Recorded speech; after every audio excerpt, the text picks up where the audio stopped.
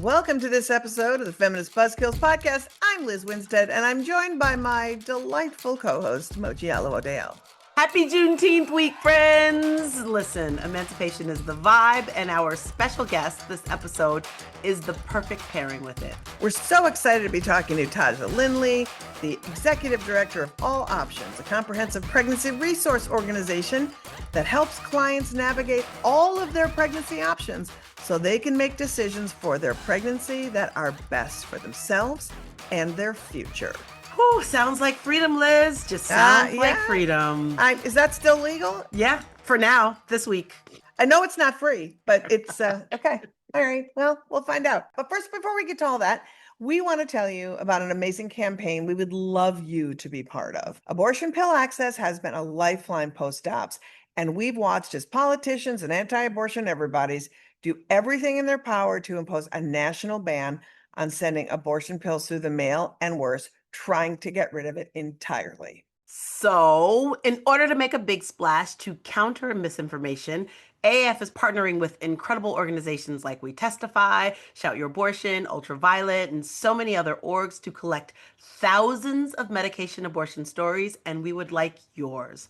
We're asking anyone who feels comfortable who's used Miffy anytime in the past 26 years it's been on the market to share their experience. You can anonymously submit your story in a really simple form we've created at miffystories.com. Our goal is to deliver to the FDA, Congress, and anyone being targeted with misinformation real life experiences from people who have had medication abortions to drown out the lies they are being constantly sold. So we've started getting stories in. And if you are a regular listener of the pod, you know that we have decided to read one of the stories each week while this campaign is going on because they're so beautiful. And we want you to just hear how an abortion experience can really make a difference. So, Moji, why don't you kick it off? Absolutely. Hi, I'm Camille, and I had a medication abortion in New Jersey in 2025. I found out I was pregnant when I missed my period, and my first thought was, I can't have a child right now. I decided to have a medication abortion because I had to. I'm a master's student, I don't have a full-time job, and the father was a gambling addict. What the actual fuck was I going to do with a child? I received my abortion pills at a clinic. From start to finish, the process was quiet, easy, calm, and needed. I took the pills at home with the support of my best friend, and I felt relief. But I was disappointed in myself for ending up in this position. However, I was grateful to be living in a blue state. What surprised me most was that so many women have their abortion stories. I am not alone in this, and it's not shameful. Because I had access to medication abortion, I was able to continue my studies, enjoy my life child-free and away from an abusive relationship. I was able to feel like I had my life back. I felt free, I have control of my body, and nobody, no government will ever change that. I'm sharing my story because we deserve to feel in control. We deserve to own our bodies and live authentically, not tied down to a bundle of mistakes. Medication abortion is fucking healthcare. Here to that. Hell fucking yeah. Oh my God, I love it. Aren't people just so it's just not a bundle of mistakes. I mean, it's so true. I feel like a lot of times anti-abortion tries to sell us like abortion regret. And I think you can feel disappointed that you have to have an abortion because some people feel that, and also feel grateful that you have the opportunity to decide your future. We can hold these things in our hands at the same time. And it's gorgeous hearing other people do it. These people, as they tell their stories, are mitigating regret. They're saying, I assessed my life and I don't want to regret being a terrible parent. I don't want to regret not being able to care for this child. I don't want to regret giving up my dreams for something that I didn't need to give up my dreams for. Right. And so I love it. So if you've got a story to tell, if some of these stories inspired you, if you want to inspire somebody else, please, we highly recommend you head over to miffystories.com and read all the other stories that have come in so far. We can't read them all in the air because so many of them are coming. So go over there and submit your story.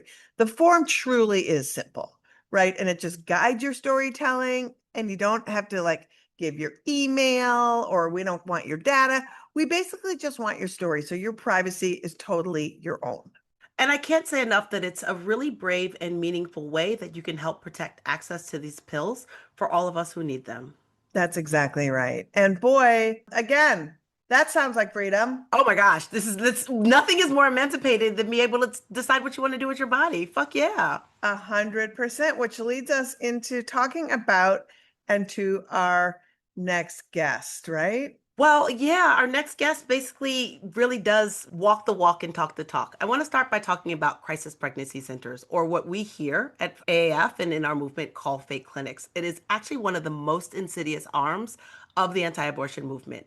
They pose as a helpful option for pregnant people, but really they use the increasingly limited access to real medical care as an opportunity to spout misinformation, spread fear, and shame people out of having abortions. And they are gobbling up the dollars that our tax dollars pay for into a system, into programs that would actually help that to keep themselves open. They are fucking insidious and they are just proliferating.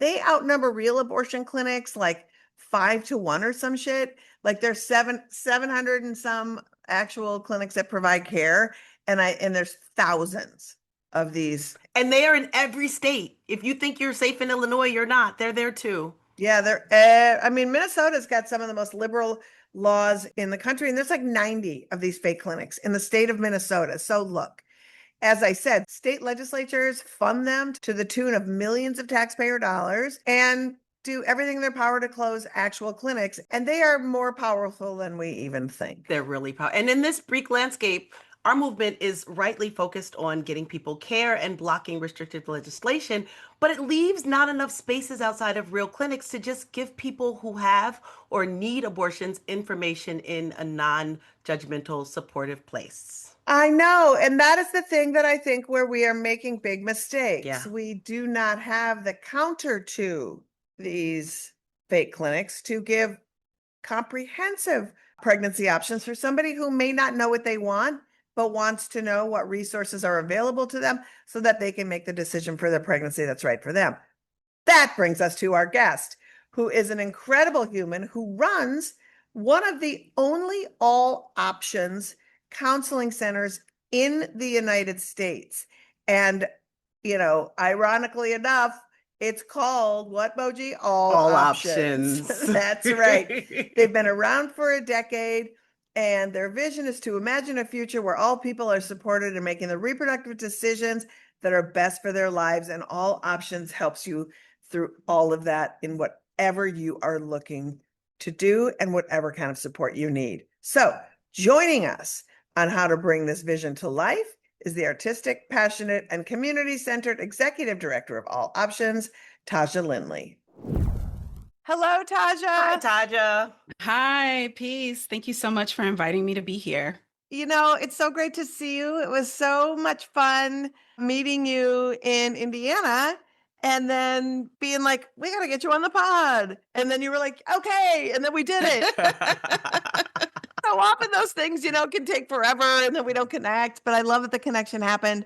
And I love that you're here. And I love that you're here because the work that you're doing right now, I think is more important than ever because we hear so much about the fake clinics, right? And we hear so much about how the fake clinics are being more and more subsidized by government and how dangerous they are and the misinformation. And so the fact that you run an organization that is literally the counter to all of the fake clinic garbage is truly incredible. So I just want to kick off with your organization, All Options. Let's talk about what All Options is, what y'all offer, and how it's different from the information that one would get from a fake clinic.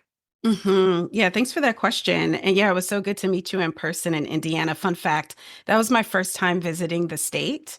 I have never been there before, and it was really heartening to meet folks who are also in this fight for abortion access and reproductive autonomy. So All Options is over 20 years old, and we began with the Talkline. We were founded in 2004. So we're national in scope, but we also have a presence in the state of Indiana.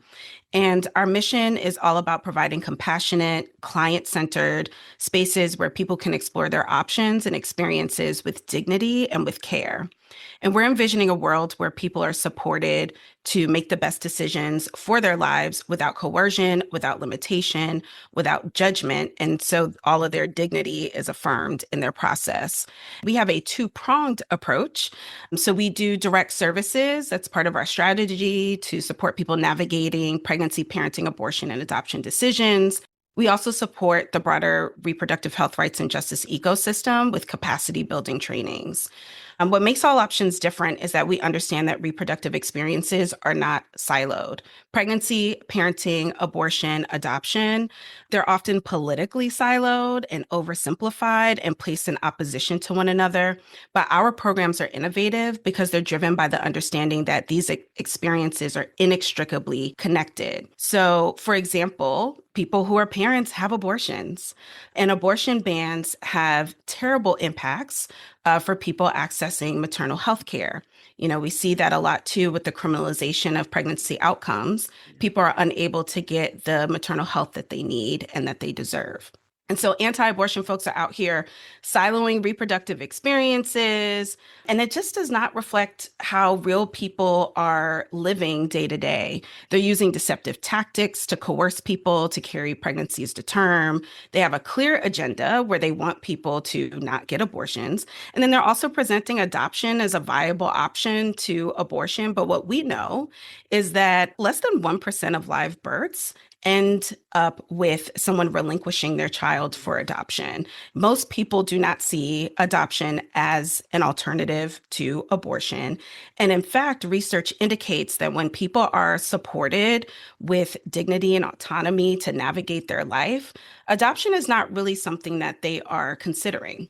And so we're unbiased. We talked to Gretchen Sisson, who did that big study, and she came on the podcast, and I remember something she said, Moji, and correct me if I'm wrong. She said $5,000. No, it wasn't even that high. It was like $1,000 or $2,000 because I remember yeah. it being so low that being the barrier for people who do choose adoption being able to keep their child. They go to adoption as a last resort because they're trying desperately to be able to parent their own child. Mhm. And that part of it I found was just so heartbreaking and something that people shouldn't just pass off someone else's pregnancy and someone else's life as something that you can just give away. But one thing I wanted to ask you quickly also is, because we know these fake anti-abortion clinics rely so much on faith and the manipulation of faith to coerce people into the pregnancy decision that these fake clinics want you to make. Mhm. You also have a really strong faith component that I wish you could talk about, because I feel like that's really important. Yeah, thank you for asking about that.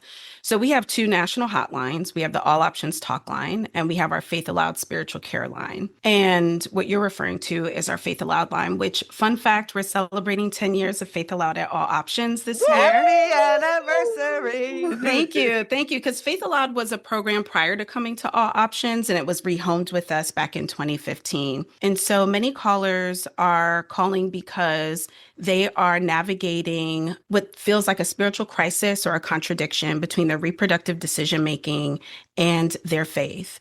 And so they'll call with questions like, will God forgive me?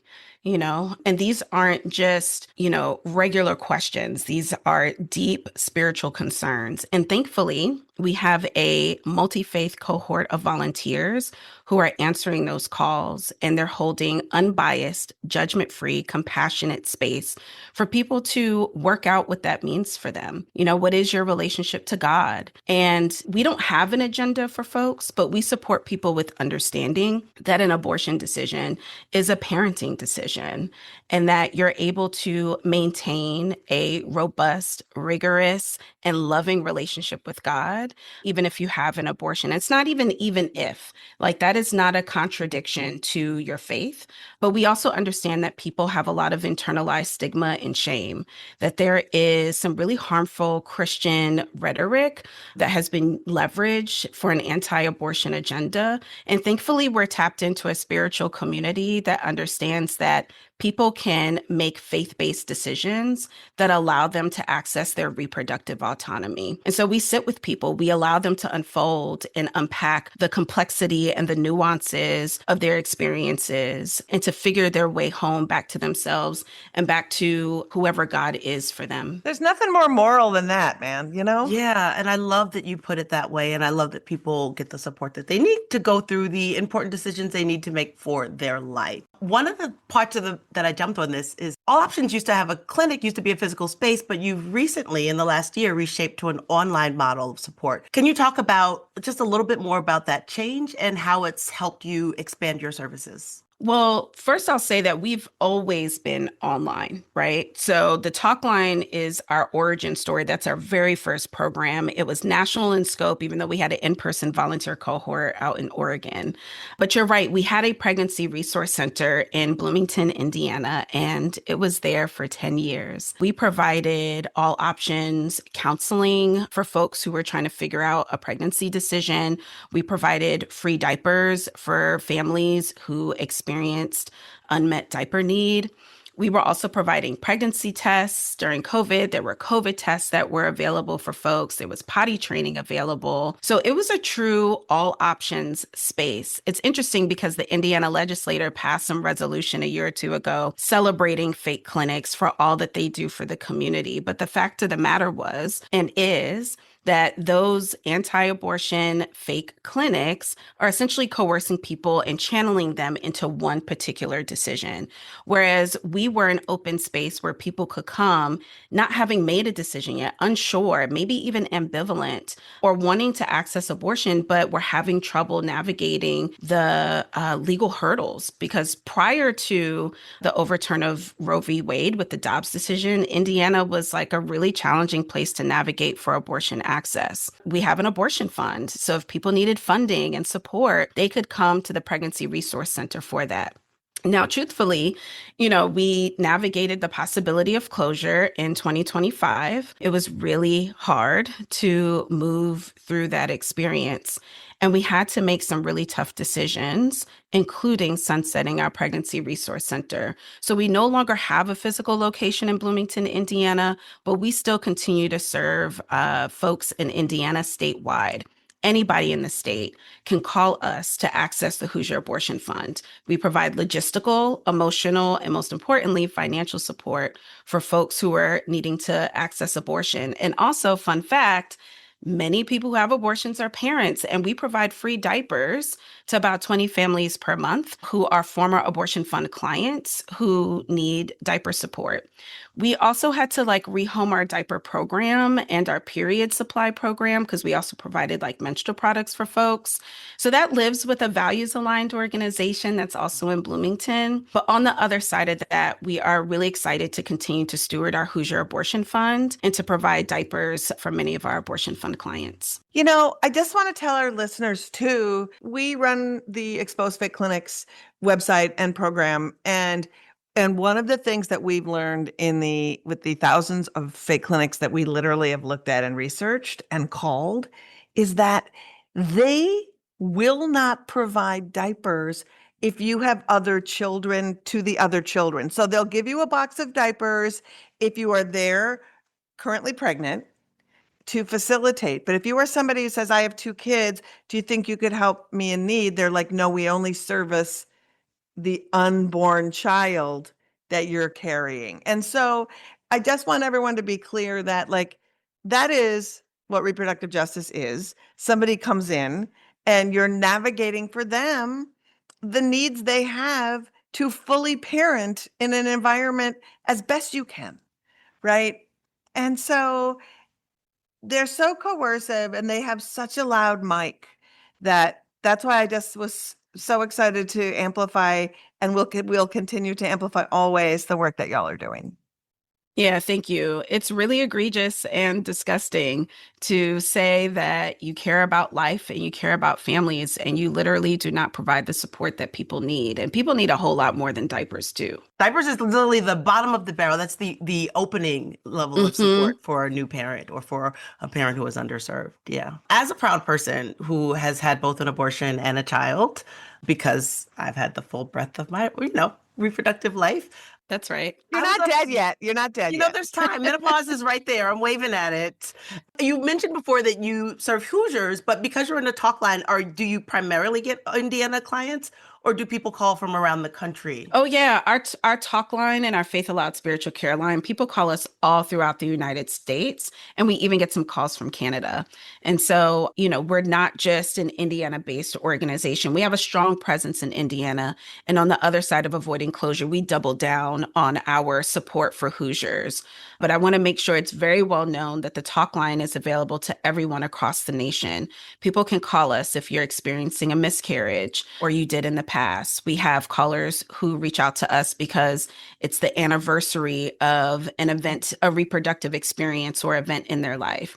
We have people who are navigating in vitro fertilization who are calling because they want to talk through not just their options, but how they're feeling. We provide a lot of emotional support for people. And I just want to say, care work is often undervalued, the care work that is provided. And I understand people need real resources to navigate their reproductive lives.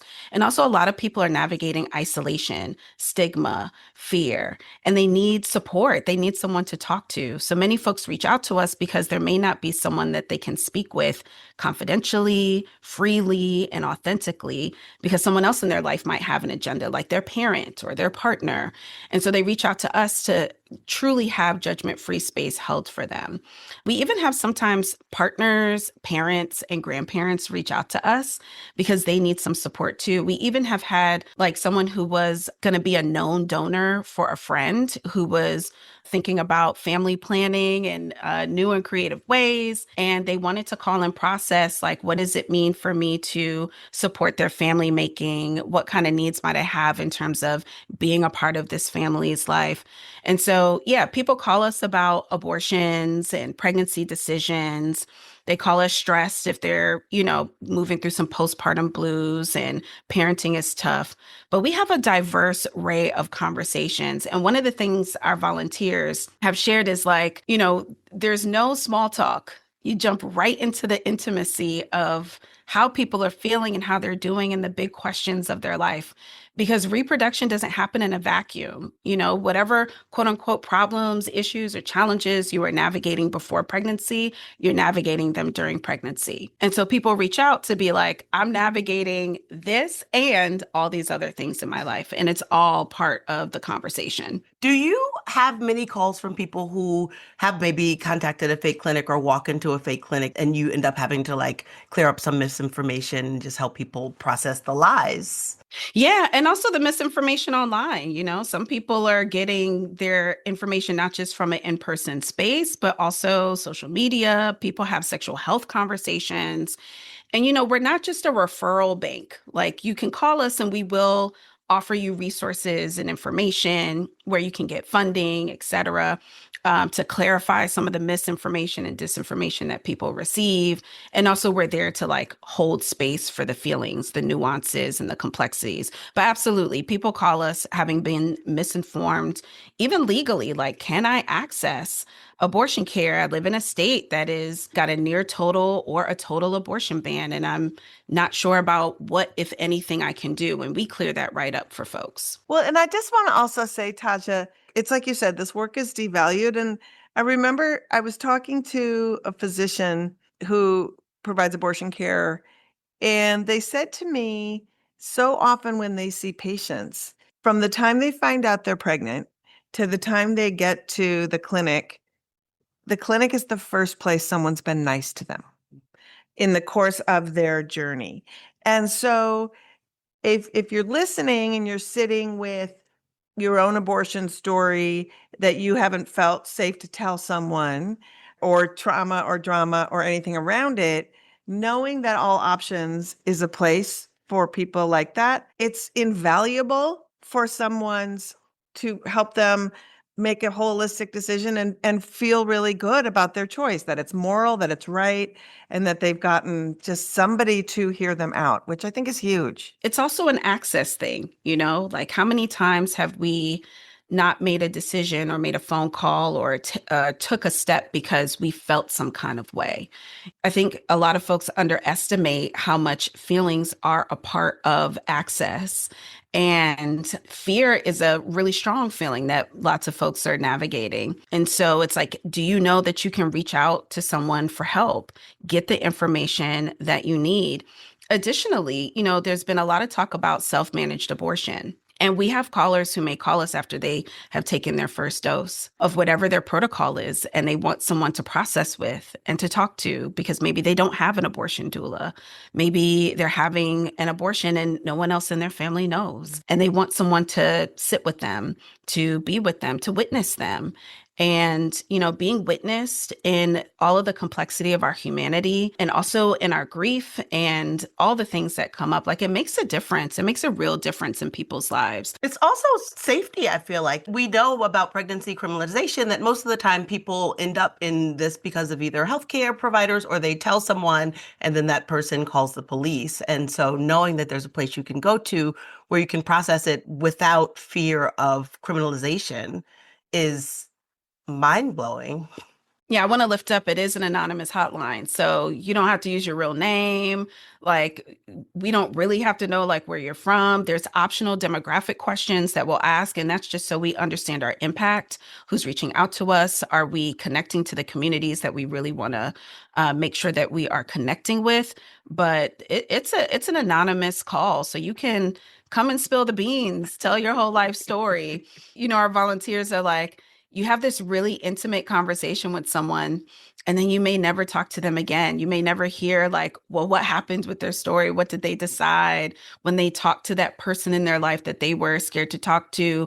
What happened, But it's really beautiful all the same. So Indiana is a terrible place for abortion. You guys have a full ban with some very, very narrow exceptions for rape, incest, fatal fetal anomalies, and I think life of the mother up to weak cutoffs.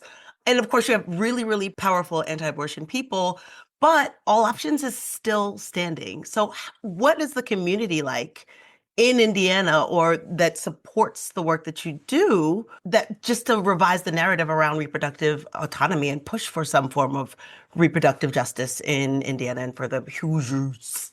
The Hoosiers. Yeah. A lot of the legislators and elected officials, policymakers don't necessarily represent the values of the communities that live in Indiana, unfortunately. There are many Indiana residents who believe that people should be able to access abortion and all reproductive health care, and that's a decision between someone and their healthcare provider. It shouldn't be legislated. And thankfully, we're in really good company. Even though most people who live in Indiana have to leave the state to access abortion, there are some abortions taking place in the state, and we know a couple of those abortion providers. They're really good friends of our organization, and they're very active inside of some of the formations that we're a part of. And I'll just give a quick shout out to those formations that we're a part of. So we're members of the Indiana Reproductive Health and Access Coalition, as well as the Indiana Task Force. And there's a number of different advocates. We're talking healthcare providers, legal experts, advocates, and organizers. And so there's some real on the ground efforts of people working toward making sure that abortion access for Hoosiers is possible. I also think it's really important to lift up the communities that are working in states with bans, because a lot of times people in blue states, people in states without bans will just sort of write off these states like, oh, these people voted for Mike Pence, they deserve what they get. And I think it's always important to remind people that these politicians usually don't represent the people in the state, and we have to support them as best we can. And the people who live there are fighting to do harm reduction. I mean, anybody who thinks politicians are going to save us should get their head examined because they are not. So in the meantime, folks like you, all the activists on the ground, support them. They're staying and they're fighting, and they're fighting. Sometimes they know they're going to lose, but they refuse to cede ground and have the only voice be that of the oppressor. And I think that the value in that is insurmountable. And I think it's important to lift up, one of the things I'm excited to do with my leadership at All Options, because I'm the new executive director. Congratulations. Thank you. Is to leverage our national scope to really put Indiana on the map, because we talk about other states in a national context and Indiana just gets missed in that conversation. And so I'm really curious about what happens when we, talk to a national audience about what is happening in Indiana. And same way we may talk about Texas or South Carolina Yes. or Alabama. Like, it is really important for folks to understand. I remember sometime last year, there was a legislator who wanted to remove consent from sex education. Oh, that was next level. That was Yeah. wild. But then somehow, I believe like Jessica Valenti had like amplified it on her platform. People were talking about it. So it kind of brought a spotlight to Indiana. So my hope is that with more folks knowing and understanding what's happening there, it could really kind of level set some of the outrageous proposals that folks put forward, because the person who brought that forward actually had to walk it back. Good. And that's important. And they needed to, because that's some bullshit. Imagine not believing in consent. Imagine. Imagine. That's a world that some people want us to live in. And via All Options, we're not going to let that happen. Oh, I know. All right. So, Taja, we have talked really heavy and deep and full about Indiana, and I think that's super important. But this week, we are celebrating Juneteenth, a holiday that is federally known as Juneteenth National Independence Day, and it commemorates when the Union troops arrived in Texas 2 years after slavery had ended and officially ended it and freed people in Texas who'd been kept in bondage. I like to think that it honors the resilience of formerly enslaved people, and it's a story that acknowledges the ways that white supremacy, capitalism just continues to do everything they can do in their power to perpetuate injustice. Slave states are places with bans. Reproductive justice is another way out of bondage. Can you talk about the ways that reproductive justice is a weapon for liberation? Can you talk about the ways that reproductive justice is a weapon of liberation? Yeah, we can't talk about liberation without talking about reproduction. I mean, look at the white Christian nationalists who want to make sure that they propagate and procreate. Can't not see them. They're so loud. They're so loud. And we can't achieve reproductive justice without centering Black women. Black women were the ones who founded reproductive justice as a framework. It was a critical intervention that was based on their understanding of the reproductive oppression of Black women, the denigration of Black motherhood. Something else that's interesting, just to give myself a quick shout out, but I'm going to move on, is I have a podcast too, the Black Women's Department of Labor. We were going to ask you about that. So this is perfect. It's absolutely on the list, but okay, awesome. So, but please tell us about it. Yeah, so I got to interview a former professor of mine, Jennifer Morgan. She wrote a book called Laboring Women. And on the podcast and in her book, she talks about how the mark of racial difference happened on an African woman's body. So there were travelers from Europe before this transatlantic slave trade that were visiting Africa and were creating these like narratives and painting pictures through words about who all was over there. And before we had the language of race, they were talking about difference. And so there was this proposition that was false, that African women gave birth without pain. And so if you gave birth without pain, then you weren't a descendant of Adam and Eve, and therefore something totally different than who other folks were. And so it's like reproduction, childbearing was the wedge, it was the inroad to be able to start talking about racism and to make it possible. And African women were gendered as laborers because there was also this image that was painted of an African woman throwing her breast over her shoulder to nurse her child while she is working. So that is somebody who, in their imagination, is well equipped to take on hard labor. You don't feel pain during childbirth? You can breastfeed while you work and multitask? Oh, absolutely. And so when we talk about reproductive justice and liberation, I often come back to that conversation I had with Jennifer Morgan, because it's very compelling about, like, we cannot be talking about racial equity without talking about reproduction, because it is the crux at which race is able to literally reproduce and be around. And so, that's how I locate myself inside of movement, and also really undergirds what it is that I'm up to. I love it. You also remind me of a conversation I had one of my professors, whose name I don't remember, when we were studying Black psychology. And it said that Black women have the worst reproductive outcomes in this country. And when immigrant Black women come to this country where they don't have those, in a generation they do. It's here. This is the place. This is the problem. And that's always stuck with me. This is the place. This is the problem. So how do you and your family celebrate Juneteenth? Do they? And if so, how? Transparently, my family has not traditionally celebrated Juneteenth, but I will say in another life prior to becoming an executive director, I did release a project on Juneteenth. You know, I used to be a rap artist. I was a part of a duo and we dropped our mixtape.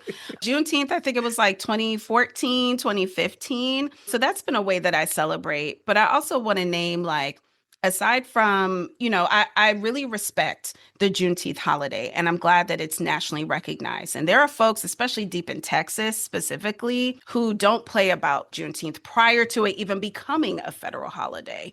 I'm Black, queer, and woman 365.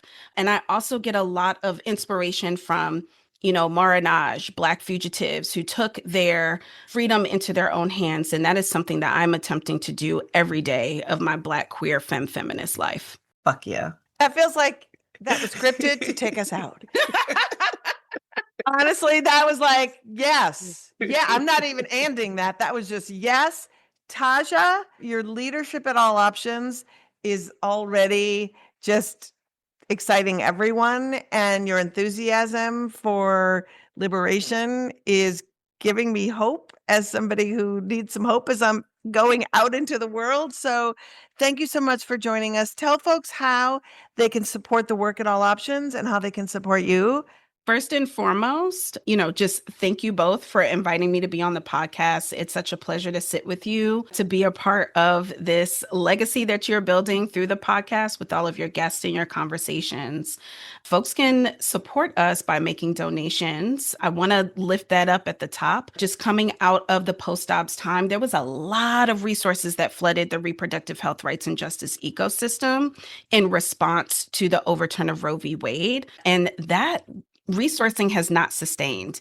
And so we want to make sure that we're around for the long haul, because it's going to take time to undo all of the fuck shit that is unfolding currently. And so I'll also name, like in Indiana specifically, like a lot of the resources that we move for the Hoosier Abortion Fund, they come from individuals. And I want to let people know that a donation of $1, $5, $10 is just as meaningful as someone who can make an investment of thousands of dollars. We're having our Faith Aloud anniversary celebration on June 23rd. So around the Dobbs decision, we're celebrating 10 years of Faith Aloud at All Options. Anyone who makes a donation to our fundraising campaign is welcome to join us for our virtual celebration event. We're also going to be recruiting some volunteers. So if you have time to commit and dedicate to holding space for folks a couple times a month on our Faith Aloud spiritual care line or on our All Options talk line, you are in for a treat, because we will be recruiting volunteers for our fall 2026 training. And I want to give our volunteers a quick shout out, because it's not just a bunch of college students who might have some free time and they're looking for experience. We have lawyers, doctors, people who are advocates and organizers who choose to dedicate their time to holding space for others. So if you're looking for a meaningful volunteer experience that makes a real difference in people's lives, look out for that application. And then last but not least, follow us on social media and sign up for our newsletter to hear updates from All Options. Taja, thank you so much for joining us. This was such a treat. So great. Thank you. We need so many more of these places. We need many more options. All the options, seriously. Well, Moji, that's our show. It just flew by. It flew by. You know what? We had 40 minutes of emancipation. How did it feel? It felt great. I feel liberated. I feel free. Happy Juneteenth. Happy Juneteenth, everybody. Hopefully you're having an amazing Juneteenth. Hopefully you listened and we made you smarter and made you laugh. And if we did, come on now, show us some love by liking, subscribing, and giving us a 5-star rating. And if you really want to go extra, you can join our Patreon. That's right. You'll support great content and get cool FBK merch and experiences. All pledges support not only this pod, but all of our activism at Abortion Access Front. So it's easy. You can make a pledge at patreon.com/feministbuzzkills. And I cannot hammer this home enough. Just head over to Miffy Stories right now. Read the beautiful stories. There's so many beautiful ones there that have been submitted, and then add your own. And maybe you don't have a story of your own, but you know people. Share this with someone who may want to participate and share their story as well. That's right. That's miffystories.com. You know, our voice is our power, and our truth can help set everyone free. So again, for a third time, miffystories.com. Next week, we are going to go back to less liberation, and it's the 4th anniversary of the Dobbs decision. Wow, that was it. We're gonna backpedal. We had 40 minutes of liberation. Now we're backpedaling to hell. So the celebration of 4 years of even less liberation in this country, but we have the perfect guest to kind of smooth that over. We really do. She's a journalist from The Nation and Mother Jones, Amy Littlefield. She joins us to talk about her new book, Killers of Roe. Listen, if there was ever an abortion beach read, this is it. Amy uncovers for us the history of all of the shenanigans that led to the fall of Roe and introduces us to some truly terrible unsung villains who are steady working behind the scenes to remove our federal right to abortion. It's a great book. You get it, read it, chill, and then realize that you're getting marching orders so that we can not only restore abortion access, make it stronger than under the protections of Roe, because you know what?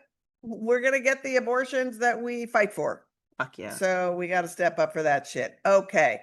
So let's give some flowers to our team, shall we? We shall, because they are here leading the Freedom Parade. Woohoo! Always. Feminist Buzzkills is edited and produced by Remy DeTournay and Jin Moon for Abortion Access Front. Thanks, y'all. Have a great weekend. And cliche alert. Fight like your life depends on it, because it does. Happy Juneteenth! Feminist Buzzkills, the podcast from Abortion Access Front. New episodes drop Friday. When BS is poppin', we pop off.